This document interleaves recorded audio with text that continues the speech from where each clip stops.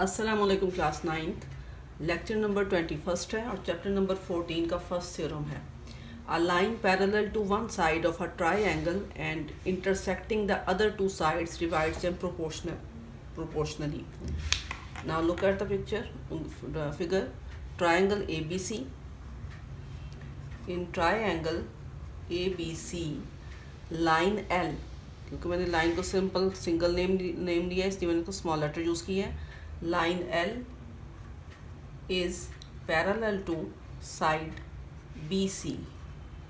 Given के मुताबिक line parallel to one side of triangle intersecting the other two sides. अब other two sides हैं A B और A C, comma intersecting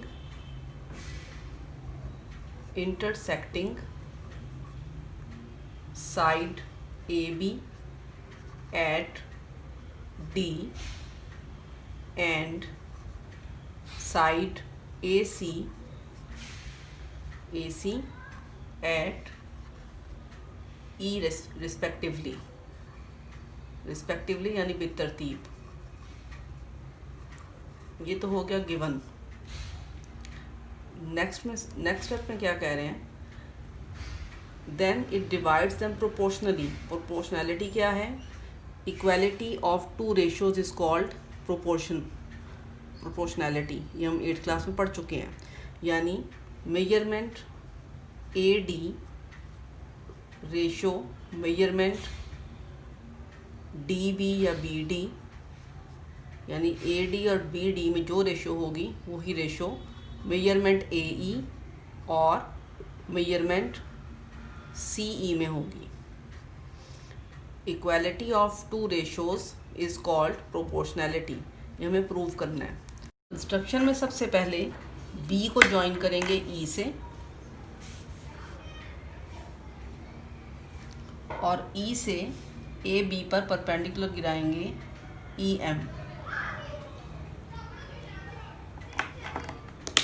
इसी तरह से सी को ज्वाइन करेंगे डी से और डी से डी एल परपेंडिकुलर गिराएंगे ए सी पर। तो कंस्ट्रक्शन में लिखेंगे join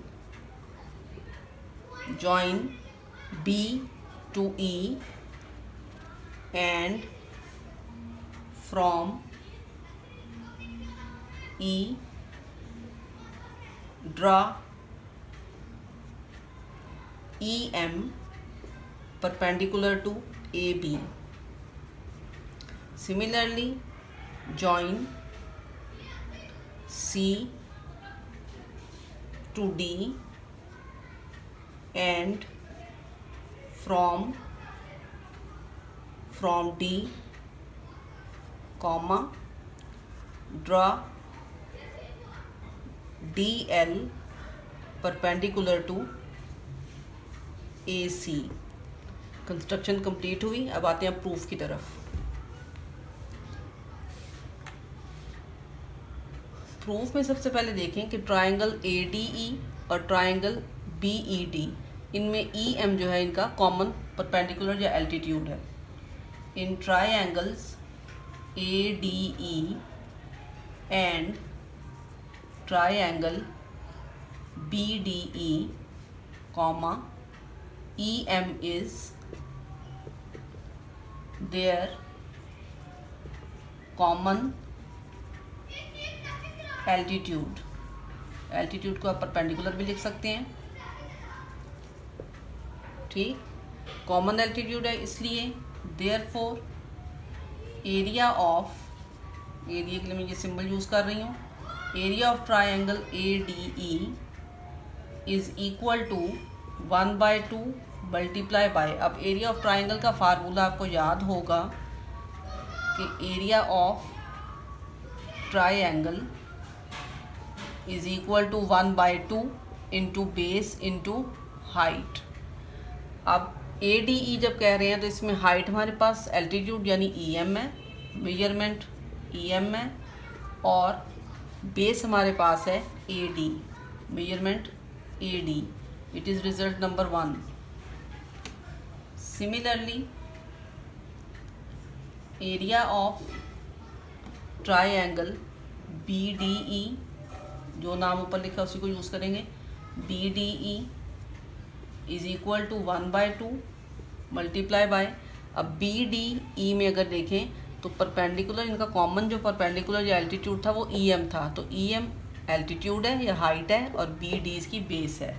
measurement BD multiply by measurement EM which is their common altitude, result number 2।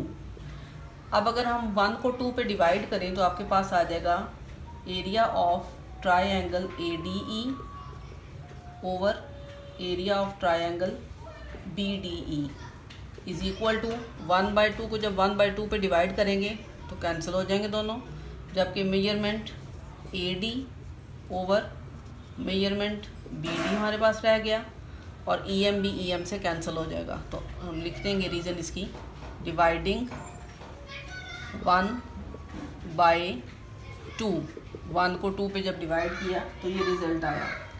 Similarly इसी तरह हम बाकी दो ट्रायंगल्स के बारे में भी ये बात कर सकते हैं, डायरेक्ट रिजल्ट ले सकते हैं। दूसरी ट्रायंगल अगर हम फिर ADE में देखें, इन ट्रायंगल ADE और CDE, इन दोनों में भी जो DL है ये कॉमन परपेंडिकुलर है। Similarly in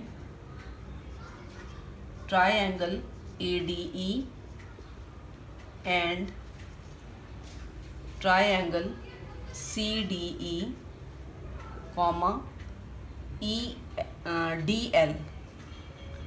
DL is their common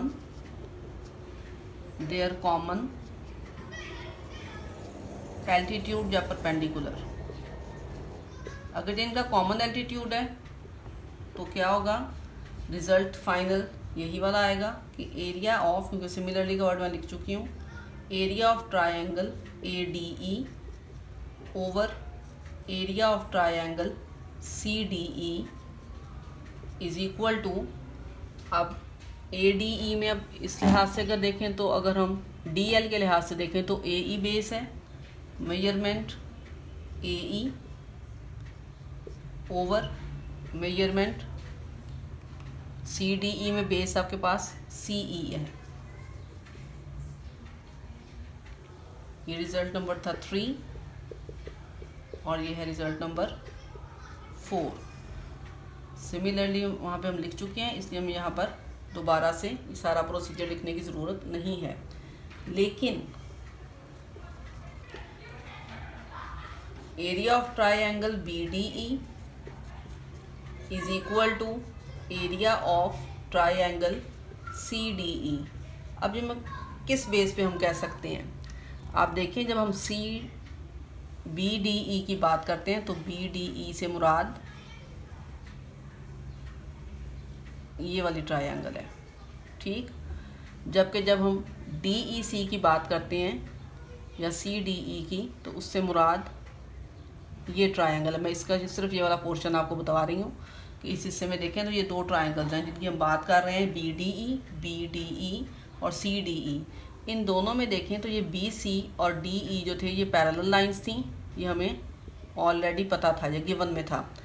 अगर ये पैरेलल लाइंस थी तो इसका मतलब है कि इनका एल्टीट्यूड जब भी गिराया जाएगा वो दोनों का सेम होगा, उसकी मेजरमेंट इक्वल होगी दोनों। यहाँ से भी अगर मैं परपेंडिकुलर गिराऊँ यहाँ से भी, तो क्योंकि ये दोनों परपेंडिकुलर पैरेलल लाइंस हैं तो इसलिए इनके एल्टीट्यूड की मेजरमेंट भी सेम होगी, ठीक। उसके अलावा इनकी बेस जो है वो यहाँ पर इनके लिए सेम आ रही है BC। तो जिन ट्रायंगल्स की बेस भी सेम हो, उनका एल्टीट्यूड भी सेम हो, उनका एरिया भी हमेशा इक्वल होता है। Area of triangles, areas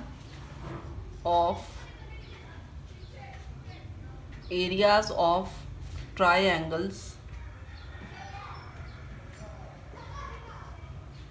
area of triangles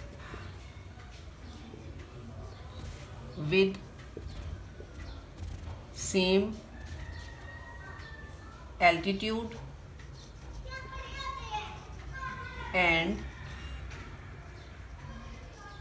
common base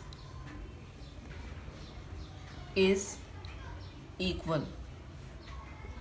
common base हो और एल्टीट्यूड सेम हो तो इनका एरिया हमेशा इक्वल होता है।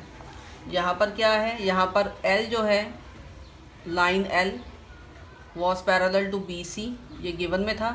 इससे पता चला कि इनका एल्टीट्यूड इक्वल होगा और उसके अलावा इनकी जो थी ED और CD, ये पैरेलल लाइन से इसलिए इनका एल्टीट्यूड सेम है और बेस इनकी सेम है, बेस इनकी BC है।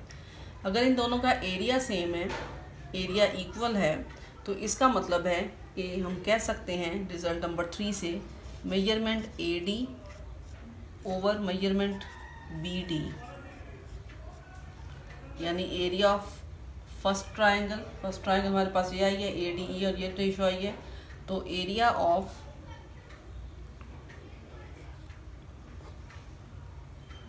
ट्राइंगल ADE ओवर BDE, यानी measurement AD over measurement BD is equal to, third one से हम ले सकते हैं measurement AE over measurement CE।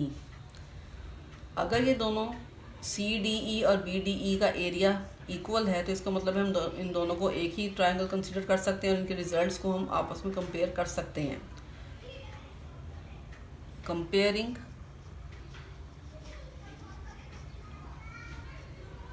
comparing 3 and 4, 3 और 4 को जब कंपेयर किया तो ये रिज़ल्ट आया। और इसको हम क्या लिख सकते हैं, मेजरमेंट AD, डिवीजन का साइन है, इसको रेशो में बदल सकते हैं, ratio measurement BD is equal to measurement AE ratio measurement CE। और यही थ्योरम में हमने प्रूव करना था। आज का थ्योरम कंप्लीट हुआ। इंशाल्लाह ताला कल नेक्स्ट थ्योरम करेंगे। अल्लाह हाफिज़।